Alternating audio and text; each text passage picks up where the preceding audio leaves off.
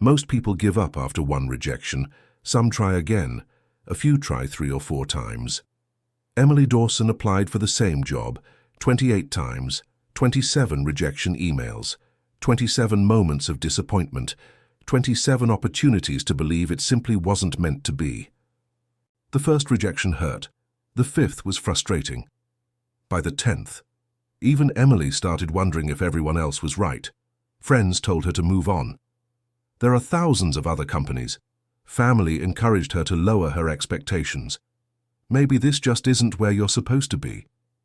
Even recruiters offered the same advice. Stop applying. They've already made up their minds. After all, if a company says no 27 times, why would the 28th be any different? Emily asked herself that same question, again and again. Every time she opened another rejection email, every time she updated her resume, every time she wondered whether she was chasing something that would never happen. There were moments she almost stopped, moments when giving up seemed like the smartest decision she could make. But every time, she came back. She learned another skill, improved another weakness, gained another year of experience. Then one evening, she opened the application page one more time. Her cursor hovered over the Submit button. For a moment, she almost closed the browser. Instead, she clicked. She had no idea that the application she almost never sent would completely change the direction of her life. Because years later, people would know Emily as one of the company's most respected leaders. Many assumed she had always been the perfect candidate.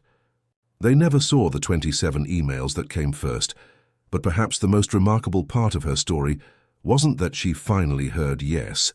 It was that every rejection had quietly been preparing her for the opportunity she would eventually receive. Looking back, Emily often realized something surprising. If the company had hired her the first time she applied, she probably wouldn't have become the person they were truly looking for. But to understand why one application succeeded after 27 failures, we have to go back to the very first rejection. This is her story. Emily Dawson graduated with the same excitement shared by millions of young professionals, a degree in her hands, ambition in her heart, and a long list of companies she could have applied to. But for Emily, there was really only one. One company stood above every other. Its culture, its reputation, its mission. She had spent years reading about it, watching interviews with its leaders, following every major announcement, while her classmates dreamed of simply finding a good job. Emily dreamed of building a career there. To her, it wasn't just another employer. It represented the kind of work she wanted to do, the kind of people she wanted to learn from, and the kind of professional she hoped to become. She spent days preparing her application. Every sentence of her resume was carefully reviewed. Every word of her cover letter was rewritten more than once. She researched the company, studied its values, practiced interview questions she hadn't even been invited to answer yet. Finally, she clicked Submit. For a few days, she imagined what life might look like if she received the call. Walking through those office doors, meeting her future team, starting the career she had envisioned for so long. Then the email arrived. She opened it immediately. "We appreciate your interest." Her heart sank before she reached the second paragraph. Rejected. The message was polite, professional, brief, like hundreds of rejection emails sent every day. To the company, it was routine. To Emily, it felt deeply personal. For a moment, she questioned everything. Was she not qualified enough, not experienced enough, not talented enough? The easiest decision would have been to move on. Most people would have. Emily almost did. Then she looked at the rejection email one more time. Instead of seeing the word no, she asked herself a different question. What would I need to become for them to say yes? That single question changed the way she viewed rejection forever. Instead of treating the email as the end of the journey, she treated it as the beginning of her preparation. She promised herself something that day. I'll come back. Not immediately, not carelessly, but stronger, smarter, more prepared than before. She had no idea. That promise would lead to 27 more applications. And ultimately, to the opportunity that would change her life forever. Months became years. Life moved forward. So did everyone around Emily. Former classmates celebrated promotions, accepted exciting job offers, started building careers at companies they had once only dreamed about. Emily celebrated their success, but every few months she found herself returning to the same company's careers page, checking for new openings, reading new job descriptions, wondering if this time would finally be different. She never submitted the same application twice. Every rejection became a reason to improve. She rewrote her resume, strengthened her portfolio, learned new software, earned professional certifications, took online courses after work, volunteered for projects that stretched her abilities, accepted challenging assignments that nobody else wanted. Even changed industries to gain broader experience. Each year, she became a stronger candidate than the year before. Then she applied again, rejected. She took a deep breath, asked herself what she could do better, and went back to work. Months later, another opportunity appeared. She applied, rejected again. She improved again, rejected again. She learned again, rejected. The pattern repeated itself, not once, not twice, but 27 times. By then, most people around her had stopped believing it would ever happen. Friends tried to protect her from more disappointment. Maybe it's time to move on. There are better opportunities. You've already proven your point. Even experienced recruiters questioned her persistence. One finally asked her, "Why do you keep applying to a company that clearly isn't interested?" Emily smiled before answering, "Because every time they say no, I'm closer to becoming someone they can't ignore, to everyone else." Her persistence looked like stubbornness, like someone refusing to accept reality. Emily saw something completely different. She saw feedback. Every rejection forced her to grow. Every missing qualification became a new goal. Every weakness became another skill to develop. Looking back, she often realized something most people never understood. The company wasn't rejecting the person she would eventually become. It was rejecting the person she was at that moment, and instead of resenting that reality, she chose to change it. Imagine hearing the word no 27 times. Would you still believe the 28th answer could become yes? Or would you decide the dream simply wasn't meant for you? Because Emily is about to make one final attempt. And this time, everything changes.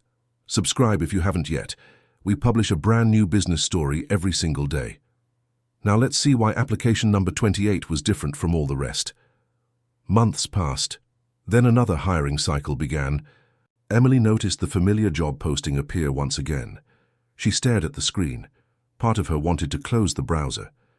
27 rejection emails had a way of making even the strongest person question themselves.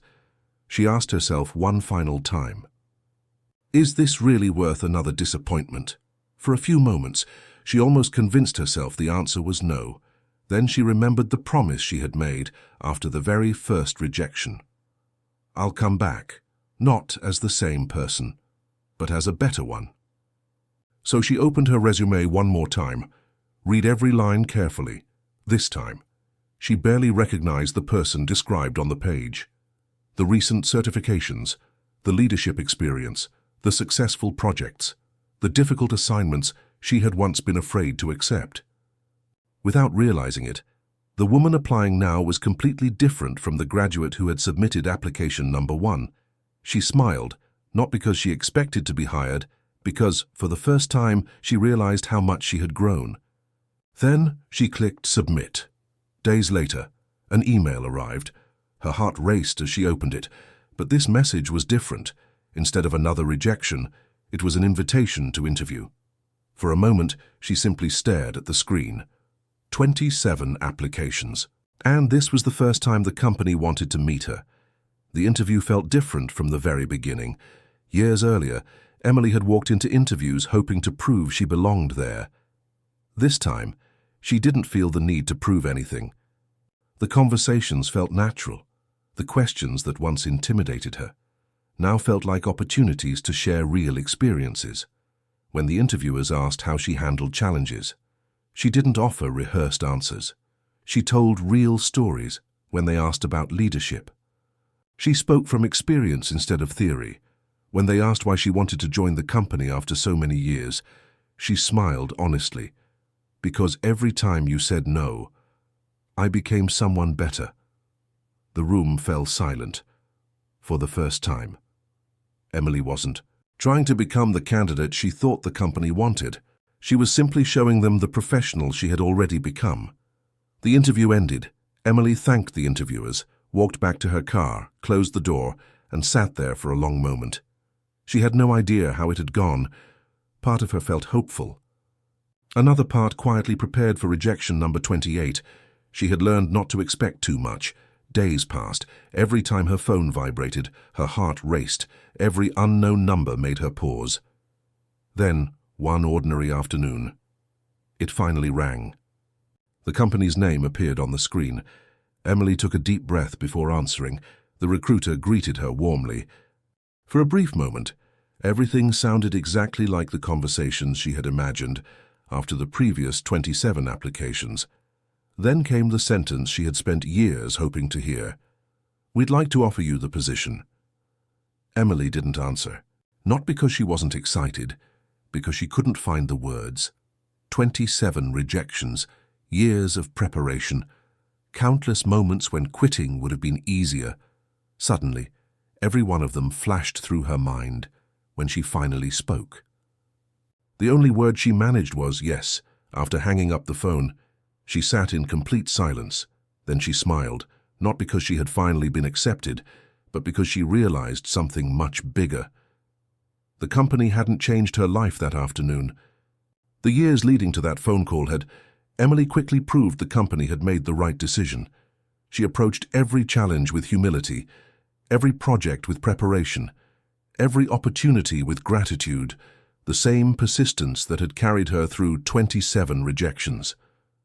Now became one of her greatest strengths as a leader. Within a few years, Emily had become one of the company's highest-performing leaders. The very company that had rejected her so many times now asked her to mentor new employees years later. Visitors often noticed something unusual inside Emily's office. On a bookshelf beside her desk sat a simple black folder. Nothing about it looked important. No awards, no certificates, no photographs celebrating promotions, just an ordinary folder with slightly worn edges. One afternoon, a new employee finally asked about it. Emily smiled, opened the folder. Inside were 27 rejection emails, printed, carefully organized, one behind another. The room grew quiet. Someone asked the obvious question. "Why would you keep those?" Emily looked down at the first rejection letter. Then at the last, each one reminded her of a different version of herself. The recent graduate with more ambition than experience. The young professional still searching for confidence. The future leader she didn't yet realize she was becoming. She gently closed the folder, then answered, "Because they remind me that every no was preparing me for the right yes." Those letters no longer represented failure. They represented progress. Looking back, Emily often shared one lesson that stayed with people long after the conversation ended. "I wasn't rejected 27 times, she paused, smiling as she rested her hand on the folder, then quietly added, "I was preparing 27 times. Emily's story reminds us that rejection isn't always the end. Sometimes it's simply proof that your journey isn't finished yet.